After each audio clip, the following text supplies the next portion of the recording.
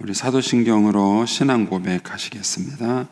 나는 전능하신 아버지 하나님 천지의 창조주를 믿습니다. 나는 그의 유일하신 아들 우리 주 예수 그리스도를 믿습니다. 그는 성령으로 잉태되어 동정녀 마리아에게서 나시고 본디오 빌라도에게 고난을 받아 십자가에 못 박혀 죽으시고 장사된 지 사흘 만에 죽은 자 가운데서 다시 살아나셨으며 하늘에 오르시어 전능하신 아버지 하나님 우편에 앉아 계시다가 거기로부터 살아있는 자와 죽은 자를 심판하러 오십니다. 나는 성령을 믿으며 거룩한 공교회와 성도의 교제와 죄를 용서받는 것과 몸의 부활과 영생을 믿습니다. 아멘. 우리 찬송가 293장 찬송입니다. 293장입니다.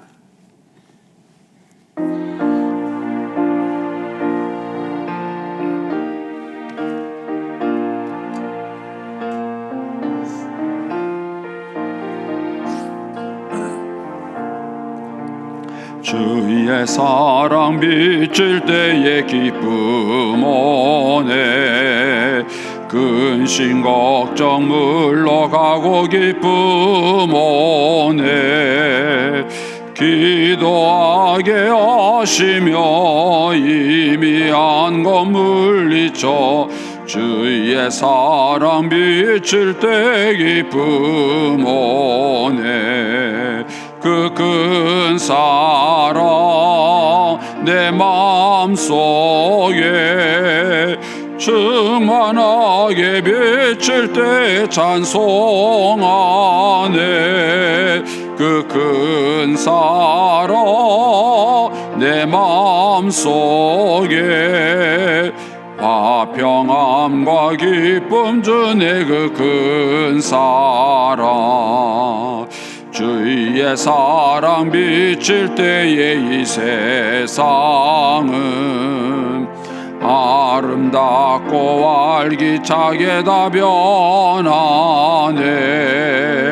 화평 중에 내 영혼 영광스런 새 생명 다시 찾게 되었네. 그 큰 사랑 그 큰 사랑 내 마음속에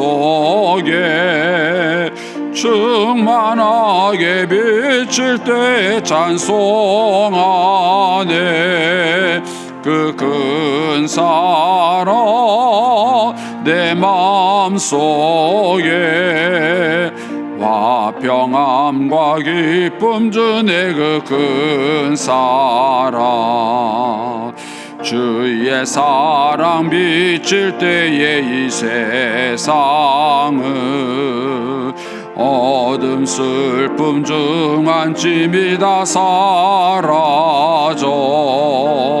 우리들의 가는 길 밝히 비춰주시며 복을 받게 하시네. 그 큰 사랑 그 큰 사랑 내 마음속에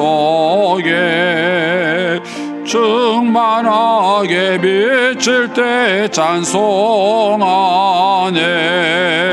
그 큰 사랑 내 마음속에 화평함과 기쁨 주네. 그 큰 사랑 주의 사랑 비칠 때에 그 광채가 찬란하게 우리 둘러 비치겠네. 세상 모두 이기고 전국 생활할 때도 주의 사랑 비치네. 그 큰 사랑 그 큰 사랑 내 마음속에 충만하게 비칠 때 찬송하네. 그 근사로 내 마음속에 화평함과 기쁨 주네 그 근사라. 아멘. 기도하겠습니다. 좋으신 아버지 하나님, 은혜를 감사합니다. 지난 간밤에도 저희들을 주의 품 안에서 편히 쉬게 해주시고 또 이 새벽에도 저희들을 주 앞에 불러주심을 감사합니다. 오늘도 저희들에게 새날 주시고 또 생명 주시고 건강 주셨는데 이 한 날도 주님과 더불어 동행하게 하시고 주를 기쁘시게 하는 한 날 되게 하여 주옵소서.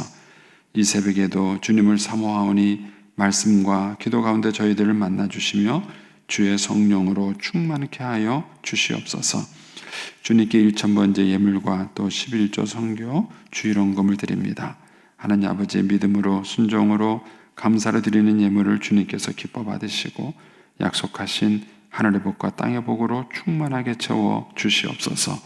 주의 은혜로 종의 가정들을 형통케 해주시며 그 자녀들을 축복하여 주시옵소서. 예수님의 이름으로 축복하며 기도하옵나이다. 아멘. 우리 오늘 아침 말씀은 욥기 19장 21절에서 29절까지 말씀입니다.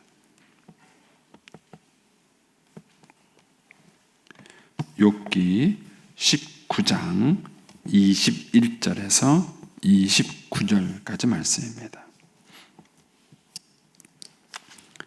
같이 본독하겠습니다. 나의 친구야, 너희는 나를 불쌍히 여겨다오. 나를 불쌍히 여겨다오. 하나님의 손이 나를 치셨구나. 너희가 어찌하여 하나님처럼 나를 박해하느냐. 내 살로도 부족하냐. 나의 말이 곧 기록되었으면, 책에 쓰여졌으면, 철필과 납으로 영원히 돌에 새겨졌으면 좋겠노라. 내가 알기에는 나의 대속자가 살아계시니 마침내 그가 땅 위에 서실 것이라. 내 가족이 벗김을 당한 뒤에도 내가 육체 밖에서 하나님을 보리라. 내가 그를 보리니 내 눈으로 그를 보기를 낯선 사람처럼 하지 않을 것이라. 내 마음이 초조하구나. 너희가 만일 이르기를 우리가 그를 어떻게 칠까 하며 또 이르기를 일의 뿌리가 그에게 있다 할진대 너희는 칼을 두려워할지라. 분노는 칼의 형벌을 부르나니 너희가 심판장이 있는 줄을 알게 되리라. 아멘. 이 새벽에도 주의 은혜와 축복이 함께 하시기를 축복합니다. 광고 먼저 드리겠습니다. 우리 조남길 집사님 어머님께서 어제 소천하셨습니다. 유옥순 권사님 시어머니 되시죠. 부여 건양대병원 3층 사무실이고요. 입관은 오늘 오전 10시고 발인은 내일 오전 8시에 합니다. 아마 이제 가족들 저것 때문에 일반 장례로 하시게 됩니다. 그래서 저희 교회에서는 그냥 위로 예배를 오늘 오후 2시에 갑니다. 교회에서 1시 50분에 출발합니다. 우리 조남길 집사님은 이남전도회, 유옥순 권사님은 오여전도회고요. 구역은 3교구 49역입니다. 그래서 기도해 주시고요.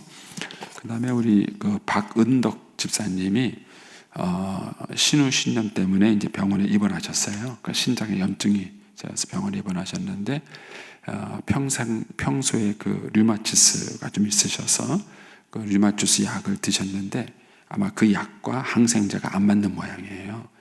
그래서 몸에 열이 좀 떨어져야 되는데 열이 내리지 않아 가지고 좀 어려워하고 있습니다. 그래서 잘못하면은 이제 폐에 염증이 생길 수 있는 상황이 오게 되고 그러면 좀 위독해지셔요. 그래서 이제 장로님이 어제 기도 부탁을 좀 하셨습니다. 그래서 오늘 새벽에 여러분들이 위해서 기도해 주시고요. 치료가 잘 될 수 있도록 그렇게 해주시면 고맙겠습니다. 자, 오늘 욥기 19장 말씀 같이 좀 나누겠습니다. 제가 이제 그 젊은이들에게 이제 사랑을 가르칠 때 이제 그런 얘기를 합니다. 사랑의 3가지 종류가 있죠. 뭐뭐 때문에 하는 사랑과 만약에 하는 사랑과 그럼에도 불구하고 이렇게 세 종류의 사랑이 있습니다. 근데 너희들은 그 세 종류의 사랑에서 어떤 사랑을 받고 싶으냐 이렇게 물어봐요. 그럼 뭘 택할까요? 그럼에도 불구하고 그 사랑을 택합니다. 근데 이제 문제는 그 이유예요. 왜 그럴까? 왜 사람이 그럼에도 불구하고의 사랑을 원할까? 이렇게 물으면 그 답이 다양해요. 여러 가지 이유를 이제 얘기를 쭉 얘기합니다. 근데 여러분들은 어떤 걸 원하세요? 만약에 뭐뭐 때문에 그럼에도 불구하고 여러분들은 어떤 사랑을 받고 싶으세요? 예? 여러분도 그럼에도 불구하고 사랑을 받고 싶으시죠? 그 이유가 뭡니까? 왜 그런 사랑을 받고 싶으세요? 여러 가지 이유가 있어요. 젊은이들 얘기 들어보면은 여러 가지 이유 얘기합니다. 근데 가장 근본적인 이유는 뭐냐면 내가 완벽하지 않아서 그래요. 내가 완벽하지 않아서. 만약에 내가 실수 없이 완벽하다면 당당하게 말할 수 있어요. 그래, 뭐뭐 때문에 사랑해라. 내가 좋으면 사랑해. 내가 싫으면 간도. 네가 내 마음에 들고 그러면 나 사랑해. 이렇게 말할 수 있죠. 그런데 인간이 완벽하지가 않아요. 또 지금은 완벽할 수 있어도 계속 완벽해야 되는데 지금은 완벽해도 내일은 완벽하지 못할 수 있는 거예요. 이게 우리 인간이 가지고 있는 한계예요. 그래서 사람들은 누구든지 그럼에도 불구하고의 사랑을 원하는 거예요. 그러니까 조건적인 사랑을 할 만큼 인간은 완벽하지가 않은 것입니다. 그걸 자기가 알아요. 다른 사람들이 말하기 전에 자기 스스로가 자기가 완벽하지 않다는 걸 알기 때문에 조건이 없는 그럼에도 불구하고의 사랑을 해주는 그런 사람을 배우자로 만나기를 원하십니다. 여기까지 말이 맞죠? 네. 이제 그 다음 질문이 중요해요. 그 다음에 제가 이제 그런 얘기를 해요. 그러면 내가 그럼에도 불구하고의 사랑을 받고 싶다면 그러면 상대방은 나를 어떻게 사랑해야 될까요? 그럼에도 불구하고 사랑해주는 사람이어야 돼요.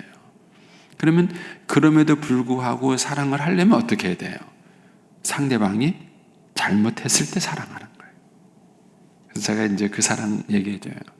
부부의 사랑이란 뭐냐? 그거는 잘못했을 때에 해주는 게 사랑이다. 이런 얘기를 해줘요.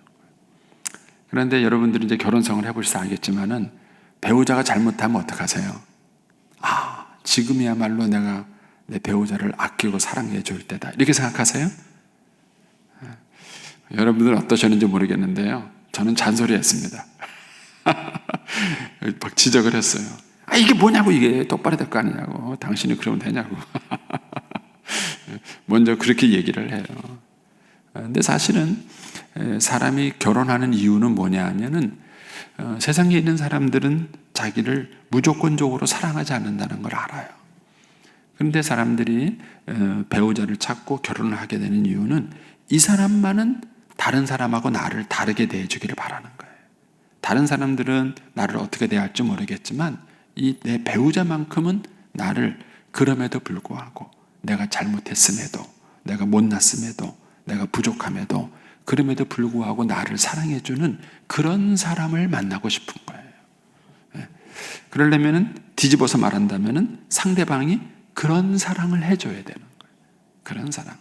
근데 우리는 그럼에도 불구하고의 사랑은 원하지만 그럼에도 불구하고의 사랑을 하려고 하지는 않아요. 그래서 이제 생각의 변화가 굉장히 중요해요. 사랑한다는 것은 뭐냐? 상대방이 잘못했을 때 하는 게 사랑이고요. 그리고 상대방이 언제 나를 필요로 하느냐? 그것은 상대방이 나를 잘못했을 때. 따라서 부부들이 하는 불평은 거의 틀린 거예요. 그렇잖아요. 목사님, 내 남편은 저거 막 얘기를 해요. 그러니까 있는 거예요. 그러니까 있는 거예요. 그 이제 기가 막혀. 제가 그렇게 말을 하면 기가 막혀요. 목사님께 뭔가 위로받고 상담하려고 왔는데 와가지고 막 했는데, 그러니까 사랑하라는 거죠. 그렇게 말하면은 되게 황당하게 생각하세요. 황당하게 생각하세요. 근데 이제 곰곰이 생각해 보면은 그게 진짜 부부가 필요한 이유예요. 부족할 때, 연약할 때, 잘못할 때, 그때 사실은 배우자가 감싸주고 사랑해 주는 게 필요한 것이죠. 이제 오늘 이제 욥기의 내용이 이제 그런 거예요. 욥이 자기가 고난을 당하니까 주변에 사람이 다 떨어져요. 심지어는 종들도 자기를 무시하고 애들도 자기를 무시해요. 그 정도로 욥이 지금 외롭고 힘들고 어려워요. 그래서 욥이 원하는 건 뭐죠? 21절에 보면은 나의 친구야 너희는 나를 불쌍히 여겨다오. 그러니까 욥이 원하는 거는 자기를 좀 친구들이 불쌍하게 봐줬으면 좋겠어요. 뭐 돈 달라는 것도 아니고 뭐 해달라는 것도 아니에요. 그냥 자기를 있는 그대로 받아주고 좀 불쌍하게 여겨주고 같이 눈물을 흘려주고 그랬으면 좋겠는데 친구들은 정의의 칼날을 대는 거예요. 정의의 칼날. 저도 제 아내한테 그렇게 할 때가 많아요. 오죽 답답하니까 제 아내가 저한테 뭐라 그랬냐면은 여보 나도 교인처럼 대해줘. 그래요. 제가 목사는 이제 교인들한테 너그럽잖아요. 그러니까 이제 제 아내가 그러는 거예요. 당신은 교인들한테만 너그럽지 말고 나한테도 좀 너그러워라 그거죠. 저한테 저보고 그래 교인처럼 그래서 이제 많이 느껴요. 제가 많이 느끼고 배워요. 그런데 욥이 이렇게 얘기하는 거예요. 나를 불쌍히 여겨다오. 너희들 나를 좀 불쌍히 여겨다오. 그러면서 이렇게 말합니다. 21절에 나의 친구여 너희는 나를 불쌍히 여겨다오. 나를 불쌍히 여겨다오. 하나님의 손이 나를 치셨구나. 욥이 지금 종들에게도 버림받죠. 어린아이들에게도 무시당하지요. 자기 주변에 있는 모든 친척과 사람들이 자기를 다 낯선 사람처럼 취급하지요. 이럴 때 욥이 바라는 게 뭐겠어요? 위로자예요. 그런데 하나님마저도 자기를 친다고 생각하는 거예요. 욥이 지금 욥의 느낌이에요. 하나님이 실제 욥을 치는 게 아니라 욥이 그렇게 느끼고 있는 거예요. 하나님이 나를 치시고 있다 이렇게 생각하는 거예요. 그러니까는 욥은 하나님도 나를 치시는데 그러면 너희들이라도 좀 내 친구가 돼줘야 될 텐데 너희들까지도 나를 공격하니 내가 어떻게 하겠느냐 이런 얘기예요. 그 얘기가 이제 22절에 이렇게 말합니다. 너희가 어찌하여 하나님처럼 나를 박해하느냐 내 살로도 부족하냐. 이게 참 멋있는 표현이에요. 내 살로도, 내 살이라는 것은 지금 욥이 육신의 고통을 말하는 거예요. 자기 육체가 지금 썩고 있잖아요. 그래서 기화로 긁었다 그러잖아요. 돌로 긁었다 그러는데 그렇게 자기 육체가 썩고 있는데 내가 지금 육체적으로 고통당하는 이것도 부족해서 내가 이렇게 고통당하는 게 이게 부족해서 너희들은 여기다가 더 내 마음까지 아프게 하냐. 이런 하소연에 담긴 그런 표현이에요. 그러니까 욥의 친구들이 참 잔인한 거예요. 욥을 위로하러 와서 욥을 도운다고 한다는 말이 참 잔인해요. 근데 부부들이 그럴 수 있다는 거예요. 저는 제가 그렇게 하고 있다는 걸 몰랐어요. 항상 옳은 얘기를 하니까. 그런데 이제 가끔 아내가 한마디 툭툭 던지는 말이 내가 뭐 잘못하고 있구나 하는 거를 이렇게 느끼게 만든 거죠. 그러니까는 사람들이 참 잔인해요. 부부 사이가 더 잔인할 때가 많아요. 더 가깝고 더 사랑해주고 그래야 되는 부부 사이인데 사실은 더 냉정하고 더 차갑고 그럴 때가 참 의외로 많아요. 이제 그런 것들이 이제 이런 욥의 친구들처럼 그런 실수를 하는 것이죠. 그 욥이 이제 답답한 마음에 이렇게 하소연을 하는 것입니다. 그래서 얼마나 답답했으면 23절에 그런 말을 해요. 나의 말이 곧 기록되었으면 책에 쓰여졌으면 철필과 나무로 영원히 돌에 새겨졌으면 좋겠다. 이게 뭐예요? 아무도 자기 마음을 이해해 주지 못하니까 대체 이 내 마음을 좀 뭐라도 좀 기록을 해놔서 누가 좀 알아줬으면 좋겠다는 거예요. 얼마나 이 욥이 마음이 답답했는가 하는 것을 여기서 볼 수 있습니다. 그래서 우리가 누군가의 얘기를 들어주고 그 마음을 공감만 해줘도 굉장히 큰 친구가 되는 거예요. 답은 찾아주지 못한다 할지라도 같이 울어주고 같이 웃어주고 할 수 있는 그것만 갖고도 사실은 굉장한 힘이 되는 것이죠. 근데 이제 그런 사람을 찾기가 쉽지 않은 거예요. 그러니까 고난도 어려운데 그 고난을 나눌 수 있는 사람이 없으니까 더 마음도 외로운 것입니다. 그러면서 이제 욥이 유명한 얘기를 해요. 25절에 이렇게 말합니다. 내가 알기에는 나의 대속자가 살아계시니 마침내 그가 땅 위에 서실 것이다. 그래서 여기서 욥이 유명한 얘기를 해요. 바로 대속자라는 얘기를 합니다. 대속자가 뭐죠? 대속자가 대신 값을 치르는 거예요. 대신 값을 치르는 것입니다. 그래서 그 사람을 구원하는 거죠. 사실 이제 예수님께서 우리의 대속자가 되셔서 십자가에 죽으셔서 우리의 죄를 대속하신 것이죠. 여러분, 하나님을 생각하실 때 어떤 하나님이 먼저 떠오르세요? 심판자 하나님이 떠오르세요? 대속자 하나님이 떠오르세요? 근데 이게 굉장히 중요한 겁니다. 만약에 이제 여러분의 배우자가 나를 생각할 때 내 남편은 심판자야, 내 남편은 대속자야, 어느 쪽이라고 생각하세요? 어느 쪽이라고? 자녀들이 부모를 생각할 때 부모는 심판자야, 아니면 부모는 대속자야, 어느 쪽이라고 생각하세요? 여러분, 대부분의 부모들이 심판자예요. 너 왜 공부 안 해? 너 그러면 돼, 안 돼? 학생이 그래야 돼, 안 돼? 다 심판자예요. 그래서 아이들이 실패하고 어려울 때 부모를 찾아가지 않아요. 제가 늘 말씀드리는 얘기지만 신앙생활 잘하는 아내의 실수가 뭐냐면은 술 먹는 남편에게 심판자예요.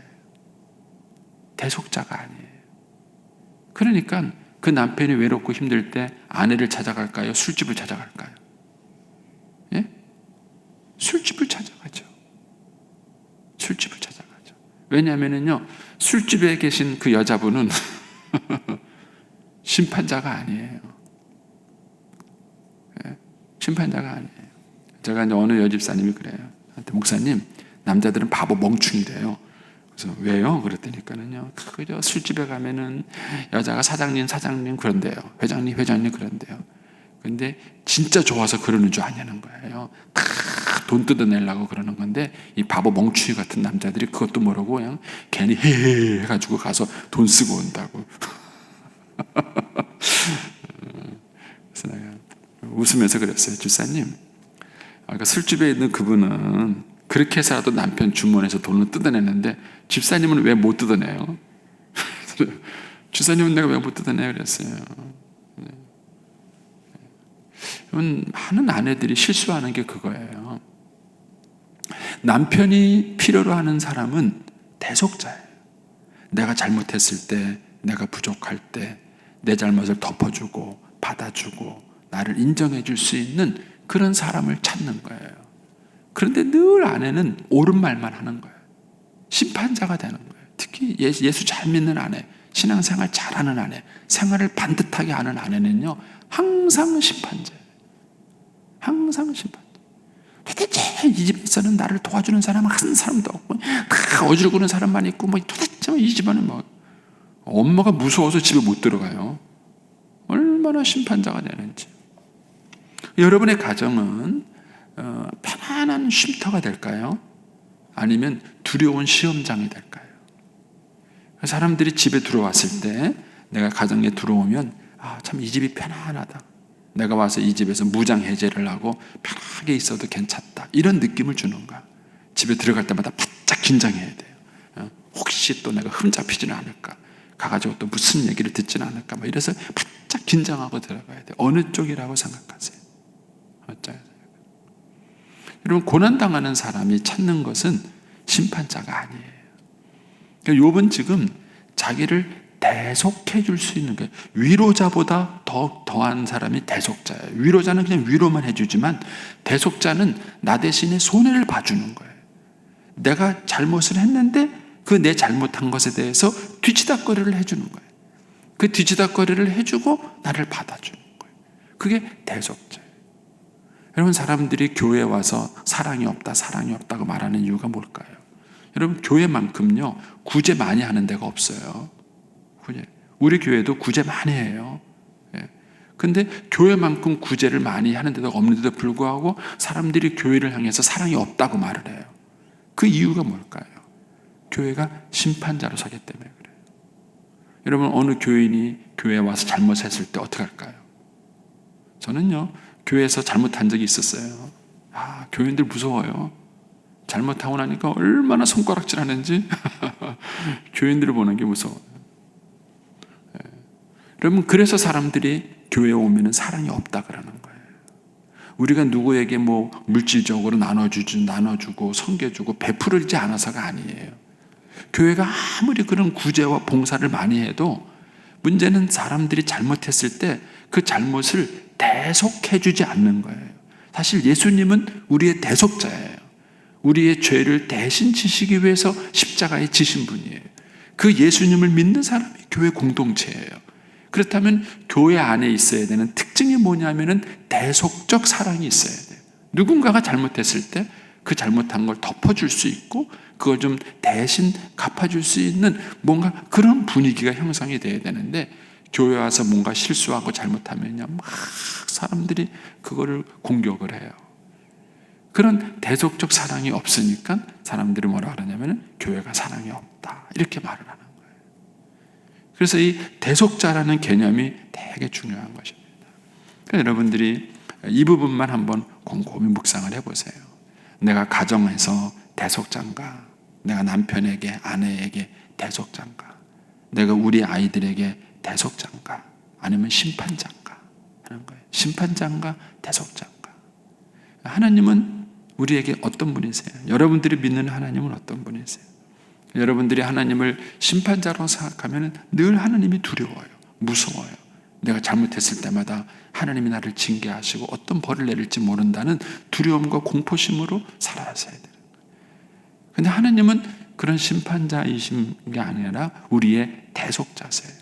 우리에게 죄를 대속하시기 위해서 독생자를 보내셨고 그 아들을 우리의 죄값을 치러주시면서까지도 우리를 구원하신 하나님이세요. 그래서 그 하나님을 믿는 것이 행복한 것입니다.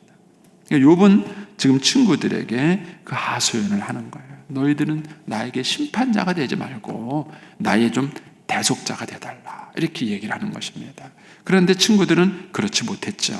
그래서 결국 욥이 28절에 가서 이렇게 얘기합니다. 28절에 가서 너희가 만일 이르기를 우리가 그를 어떻게 칠까?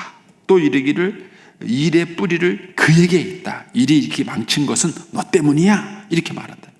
친구들이 이렇게 자기한테 다가온다는 거예요. 예? 우리가 그를 어떻게 칠까? 어떻게 괴롭힐까? 그리고 어떻게 무슨 사건이 생기면은 이게 다 너 때문이다. 라고 말을 할까? 이렇게 다가온다고 느끼는 거예요. 그러니까 우리가 가족 관계 속에서 이런 관계를 갖고 있지 않은가를 생각을 해보셔야 돼요. 그러니까 마음을 실제 이렇게 먹고 하는 사람이 누가 있겠어요? 가족이 서로 사랑하고 서로 사랑하고 있기 때문에 자기가 그렇게 하고 있다고 생각하는, 의도적으로 그렇게 하는 사람은 없을 거예요. 그런데 문제는 의도적으로 그렇게 하지는 않는다 할지라도 생활의 패턴이 그런 거예요. 생활의 패턴. 그러니까는 우리가 가족 공동체 안에서 사랑을 느끼기가 쉽지 않은 것입니다. 욥이 지금 느끼는 게 그래요. 우리가 그를 어떻게 칠까? 또 이르기를 일의 뿌리가 그에게 있다. 이렇게 한다는 것이죠. 그러면서 29절에 너희는 칼을 두려워하라. 분노의 칼의 형벌을 부르나니 너희가 심판장이 있는 줄 알게 되리라. 오직 욥이 답답하면 그렇게 했어요. 너희를 심판하시는 분이 있을 거다. 너희에게도 분노의 칼이 있을 것이다. 이렇게 얘기하는 거예요. 결국 공격을 당하면은요, 상담은 또 공격적이 되는 거예요. 따라서 이 갈등과 싸움을 풀어가는 것은 우리가 대속자가 되는 것입니다. 대속자. 그런데 이제 그게 쉽지 않죠. 그 대속자가 되기 위해서는 우리가 은혜가 충만해야 가능한 일입니다. 어쨌든 오늘 아침에 여러분 한번 곰곰이 묵상하시면서 부부 관계에, 부모 자녀 관계에, 우리가 사람들과의 관계 속에서 심판자로 서고 있는가, 대속자로 서고 있는가 하는 것입니다. 저와 여러분이 대속자이신 예수님 때문에 구원받은 것처럼 대속자로서 사람들을 만나고 세워주는 사람이 되기를 축복합니다. 기도하겠습니다.